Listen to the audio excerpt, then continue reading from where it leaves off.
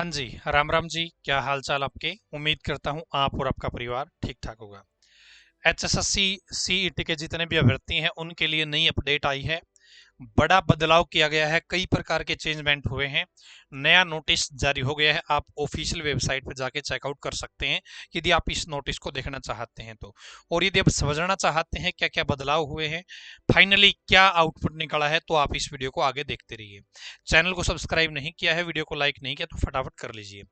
यदि आप CET mains की तैयारी कर रहे हैं, कॉमन ग्रेजुएशन लेवल की या 12th कॉमन लेवल की, तो बैच स्टार्ट हो गया है। 2199 रुपये फीस है। और इसकी फीस वैसे 2999 रुपये अभी हो जानी थी, लेकिन बच्चों की डिमांड पर अभी 2199 रुपये ही फीस इसकी लग रही है। 2199 रुपये में आपको ये बैच मिल जाएगा। और आज से इसके डेमो स्टार्ट हो चुके हैं केटीडीटी ऐप पे। अब देख लेते हैं जी क्या बदलाव यहाँ पे किए गए हैं और क्या नोटिस के अंदर कहा गया है। देखिए जी, ये नोटिस यहाँ पे आ चुका है आपका। ये कह रहा है कि 7 तारीख को हमने नोटिस भेजा था, 7 मार्च को, जिसमें क्या बताया था।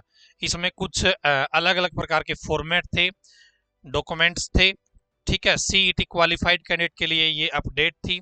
इसमें क्या कहा गया है, एक तो देखिए, जो फार्मासिस्ट की पोस्ट, फार्मेसी ऑफिसर या फार्मासिस्ट की जो पोस्ट थी कैटेगरी नंबर 39, उसके अंदर एक चेंज किया गया है। जो जरूरी क्वालिफिकेशन है उसके अंदर चेंज कर दिया है। Note, the candidate who have passed diploma in pharmacy or taken admission before the issuance of this notification will remain eligible for the post of pharmacy officer। तो यहाँ पर बच्चों को राहत दी गई है। फार्मेसी की क्वालिफिकेशन निकालने में थोड़ी दिक्कत आ रही थी, तो वो सरकार ने अब दूर कर दी है।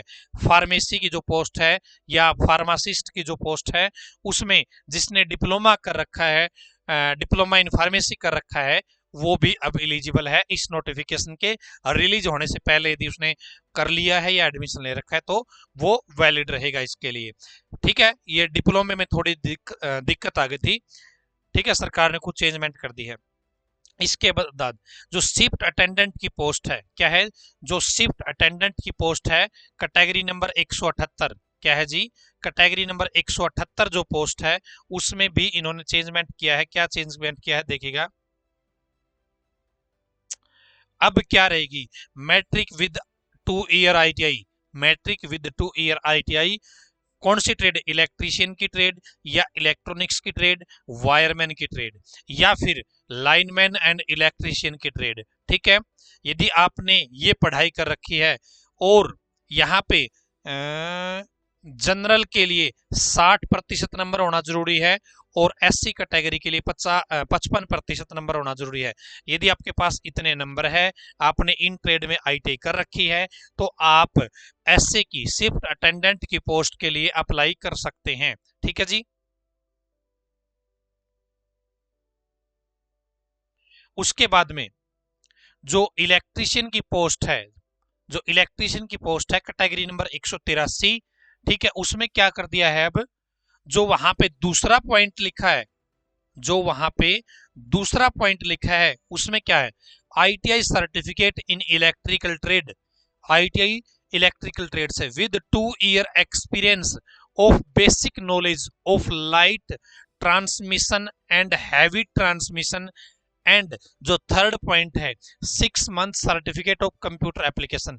यहाँ पे आपका क्या मांग लिया है जी, इलेक्ट्रिशियन की इस ट्रेड के लिए, आपके इलेक्ट्रिशियन की पोस्ट के लिए ये एक्सपीरियंस भी कंपलसरी कर दिया है 2 साल का, और 6 महीने का कंप्यूटर सर्टिफिकेट है वो भी आपके पास में होना चाहिए, जरूरी है ये। ठीक है, उसके बाद में प्रूफ रीडर की जो वैकेंसी है, प्रूफ रीडर की जो वैकेंसी है कैटेगरी नंबर आपकी 322 है, उसमें भी क्या कर दिया change, graduate of a recognised university having Hindi और English as an elective subject और a graduate of a university having Hindi और English as an elective subject at least in intermediate exam should possess knowledge of preparation of, ठीक है, manuscripts of book for printing.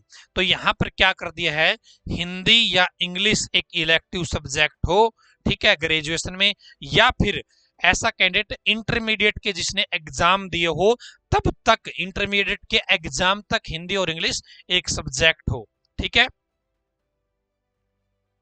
और 5 साल का experience proof reading in Hindi and English in some printing press और organisation of rapid, ठीक है। उसके बाद में due to administrative reason the post advertise under category number 63, 64, 106, 126 में बी रीड एज कैंसल्ड। यहाँ पे आपकी जो पोस्ट है वो कैंसिल हो गई है। Category number 63, category number 64, category number 106, category number 126 में बी रीड एज कैंसल्ड। अब ये पोस्ट कौन कौन सी है ये भी हमें देख लेना चाहिए अभी, उसके बाद आगे के जो चेंज होंगे उन पे हम बात करेंगे। देख लेते हैं, एक बार मैं उस पीडीएफ को खोलने की कोशिश करता हूं।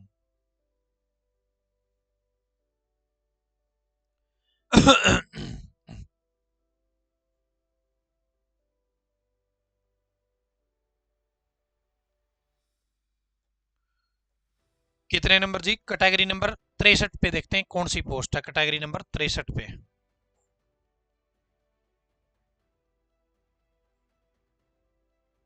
कौन सी पोस्ट कैंसिल कर दिया है? तो कैटेगरी नंबर 63 पे देखिए, Haryana building and other construction workers welfare board junior auditor की जो पोस्ट है ये कैंसिल कर दी गई है। जूनियर ऑडिटर की इसी डिपार्टमेंट में कैंसिल करी है, दूसरी जगह पे यदि ऑडिटर की पोस्ट है वो वैलिड है। कैटेगरी नंबर 64, 64 और 106, तो 64 पे आपकी अकाउंटेंट की पोस्ट है, ये भी आपकी कैंसिल कर दी गई है, ठीक है। 106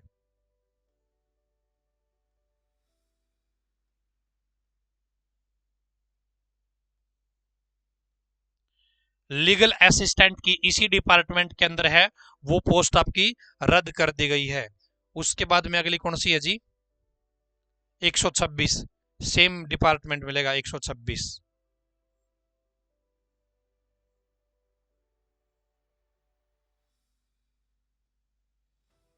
स्टैटिकल असिस्टेंट ये पोस्ट भी आपकी कैंसिल हो गई है, इनको कैंसिल समझा जाए ऐसा लिखा है। तो इस डिपार्टमेंट ने सारी वैकेंसी पड़ी वापस ले ली होगी, ठीक है, कुछ चेंजमेंट करते होंगे।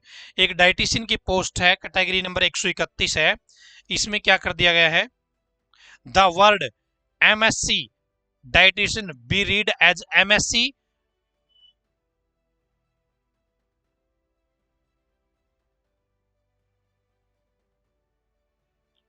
इसमें क्या चेंज किया भाई?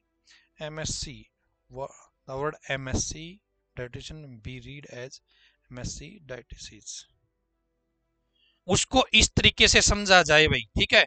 यहाँ पे इस तरीके से लिखा था, उसको अब ऐसे समझा जाए, यानी कि ये अलग अलग कर रखे थे, अब इन्होंने इकट्ठे कर दिए हैं, इस तरीके से समझनी है चीजें, ठीक है।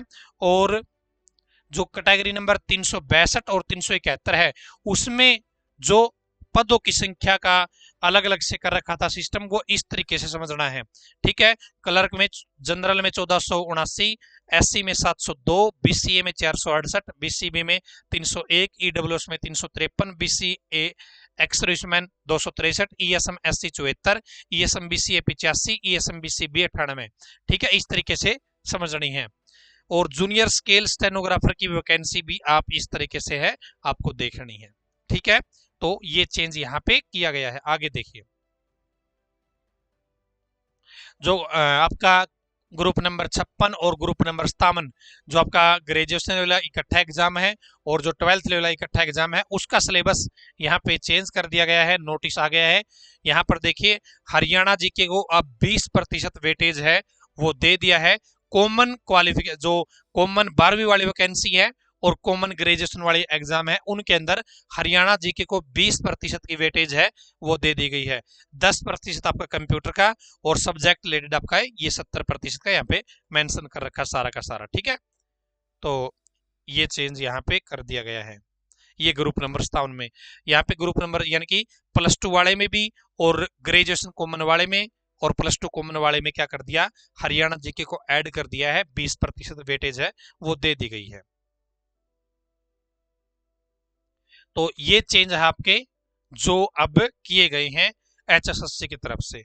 ये नोटिस आपको अपना जो टेलीग्राम ग्रुप है वहां पे मिल जाएगा, वहां से भी आप पढ़ सकते हैं। बाकी मैंने आपको बता ही दिया है, जो अभी रूल लागू है वो आपके सामने मैंने रख दिए हैं। ग्रेजुएशन का और 12th लेवल का यदि आप एग्जाम देने वाले हैं इनमें से कोई भी, तो आप कोर्स ज्वाइन कर सकते हैं। अभी ऑफर चल रहा है, इसकी फीस 1-2 दिन बाद 2,999 हो जाएगी। अभी कितने में मिल रहा है? 2,199 रुपए में आपको मिल रहा है। और आज से डेमो स्टार्ट हो गए हैं, 2-3 दिन अब डेमो चल रहे हैं। ठीक है, आप ज्वाइन कर सकते हैं KTDT ऐप पे। फायदा उनको बहुत ज्यादा होगा जो शुरू से ही ज्वाइन कर लेंगे, कि आपको ज्वाइन तो करना ही है। 10 दिन बाद करोगे तो भाई नुकसान आपका ही है, क्योंकि आप 10 दिन लाइव क्लास में कनेक्ट नहीं हो पाओगे। ठीक है, और यदि आप कोई इन्फॉर्मेशन लेना चाहते हैं तो आप इस नंबर पे कांटेक्ट कर सकते हैं किसी भी तरीके से, 7056 043 491 और 7015243491। इस नंबर पे आप क्या कर सकते हैं, कॉल कर सकते हैं। ठीक है, तो धन्यवाद। भगवान करे आप सभी का समय शुभ रहे।